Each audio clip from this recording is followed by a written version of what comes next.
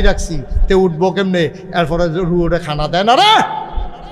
কত মানুষের চা হাজছে, তারপরে হাজছ না চা নাই কফালো সকলকে কিতা চা খাউন কি আপনি নিষেধ না জায়েজ, ডাক্তারও কইছে খাইবে কিন্তু আজ দিতাম না। পরে জিগেছি কিতা ভাই, আজ ফজরের টাইমে উঠতাম পারছি না কি রে, নিজে শাস্তি দিতে আসি